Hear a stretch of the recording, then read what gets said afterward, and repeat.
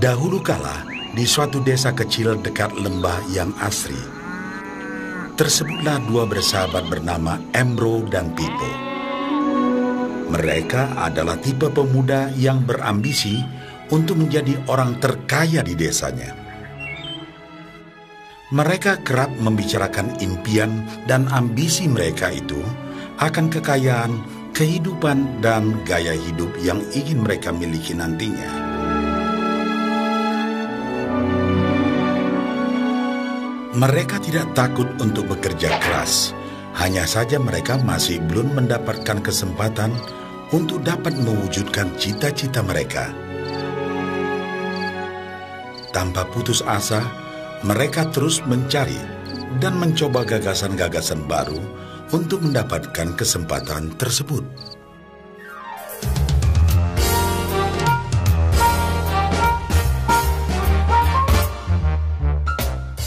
Hingga suatu hari, kesempatan itu pun datang. Desa mereka membutuhkan lebih banyak air. Oleh karena itu, kepala desa mempekerjakan Embro dan Pipo untuk mengambil air dari mata air di gunung untuk dibawa ke tempat penampungan di desa. Mereka akan dibayar sesuai dengan banyaknya air yang dapat mereka bawa.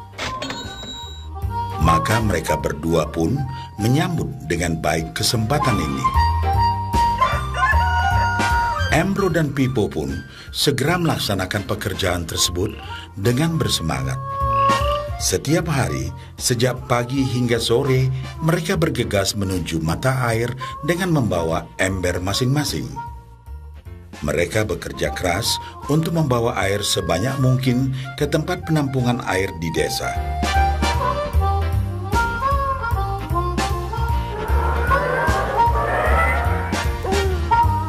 Menjelang sore hari, mereka pun pulang dengan membawa upah dari hasil jerih payah mereka hari itu. Embro merasa puas sekali dengan pekerjaannya itu dan besarnya upah yang ia dapatkan. Dia yakin bahwa dengan pekerjaannya ini, ia bisa segera mewujudkan cita-citanya. Bahkan untuk menambah penghasilannya, Embro membuat ember yang lebih besar agar dapat lebih banyak membawa air. Embro yakin dengan penghasilannya sebesar itu, tak lama lagi ia bisa segera membeli sapi dan memiliki gubuk baru yang ia idam-idamkan.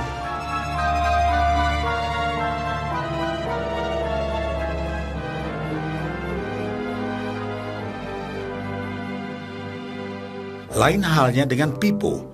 Dia merasa tidak nyaman dengan cara yang mereka lakukan itu. Ia mencari cara yang lebih nyaman untuk mendapatkan lebih banyak uang. Suatu hari, Pipo mendapat sebuah gagasan.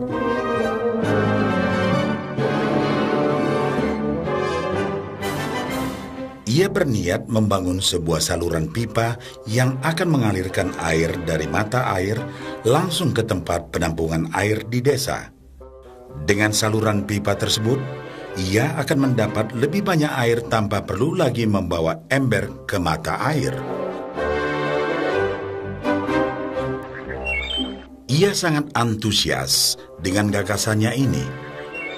Pipo pun mulai menceritakan gagasannya ini kepada Embro dan mengajaknya bekerja sama. Tetapi Embro tidak sependapat. Ia bahkan mentertawakan gagasan Pipo tersebut karena merasa dirinya mampu mendapatkan lebih banyak uang. Embro pun lebih sering lagi mengambil air dengan ember dan bahkan menggunakan ember yang lebih besar agar dapat membawa lebih banyak air ke desanya. Dengan cara ini, Embro yakin penghasilannya akan meningkat.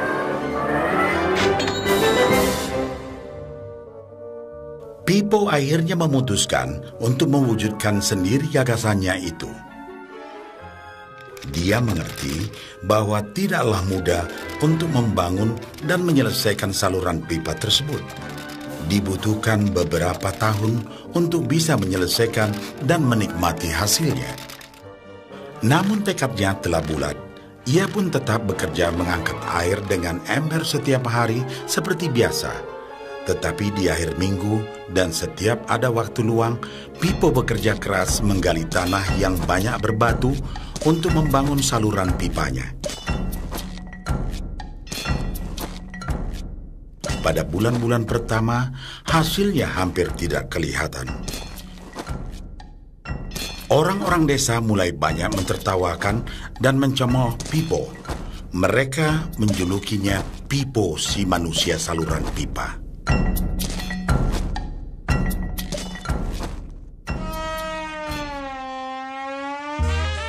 Sementara itu, penghasilan Embro telah meningkat 2 kali lipat. Ia sudah berhasil membeli sapi dan memiliki gubuk baru yang lebih besar. Gaya hidupnya pun sudah mulai berubah.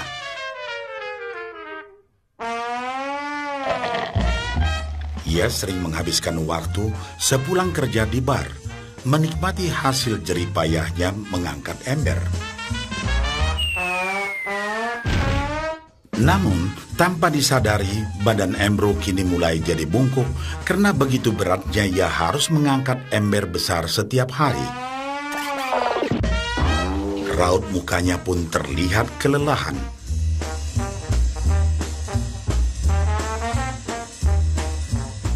Semakin hari, semakin sedikit air yang dapat dibawanya karena tenaganya berkurang seiring bertambahnya usia.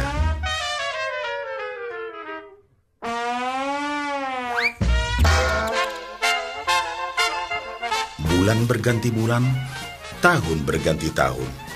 Dan akhirnya, Pipo berhasil menyelesaikan saluran pipanya.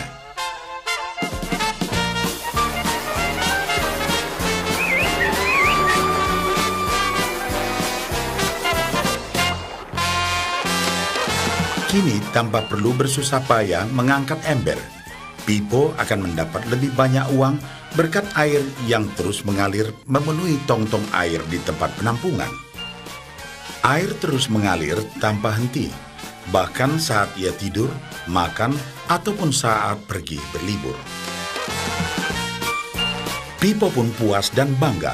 Berkat tekad dan kerja keras, kini penghasilannya pun mengalir tiada henti, seiring aliran air di saluran pipanya.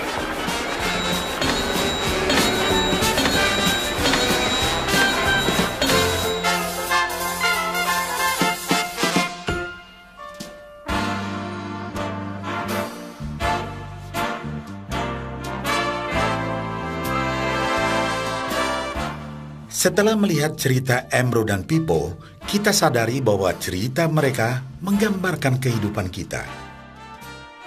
Pekerjaan yang dilakukan mereka melambangkan apa yang dilakukan kebanyakan orang dalam mendapatkan penghasilan. Embro mendapatkan penghasilannya dengan cara menggunakan ember. Ia harus pulang pergi mengisi embernya dari mata air ke desa untuk ditukarkan dengan uang. Untuk meningkatkan penghasilan, yang dilakukan Embro adalah dengan cara lebih rajin pergi ke mata air dan juga memperbesar ukuran embernya. Dalam kehidupan yang nyata, sangatlah normal kalau kita ingin meningkatkan penghasilan, kita harus bekerja lebih keras. Misalnya, dengan bekerja lembur atau mungkin mendapatkan pekerjaan tambahan. Kita juga dapat memperbesar ember kita, yaitu dengan menerima posisi pekerjaan yang lebih tinggi. Sebagian besar dari kita menukarkan waktu kita untuk mendapatkan uang. Seperti juga Embro, kita pun memiliki waktu yang terbatas untuk dibarterkan menjadi uang.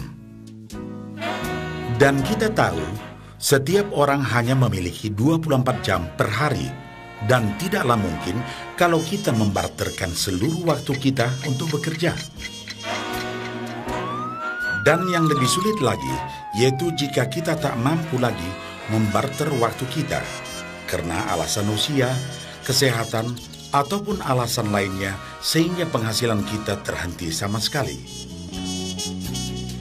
Tetapi coba perhatikan apa yang dilakukan Pipo. Secara bijaksana, Pipo tidak membarterkan seluruh waktunya hanya untuk mendapatkan penghasilan yang terbatas. Tetapi dia menggunakan sebagian waktu yang dimilikinya untuk membangun saluran pipa, karena dia tahu bahwa saluran pipa ini akan mendatangkan penghasilan yang berkesinambungan tanpa dia harus membarterkan seluruh waktunya. Dia tahu bahwa suatu hari nanti, mungkin karena alasan usia atau kesehatan, dia akan tidak dapat lagi membarterkan waktunya dengan uang. Sedangkan bila ia mampu mewujudkan gagasan saluran pipanya itu, dia hanya perlu bekerja keras sekali saja untuk membangun saluran pipa. Setelah saluran pipa selesai, maka penghasilan akan terus mengalir bagi Pipo.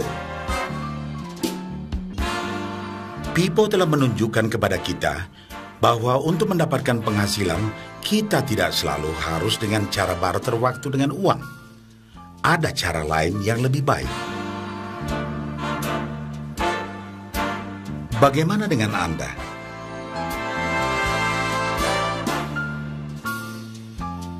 Apakah Anda masih seperti Ambro yang membarterkan waktu Anda untuk mendapatkan penghasilan? Atau Anda ingin mengikuti jejak Pipo dengan mulai membangun saluran pipa untuk mendapatkan penghasilan yang berkesinambungan?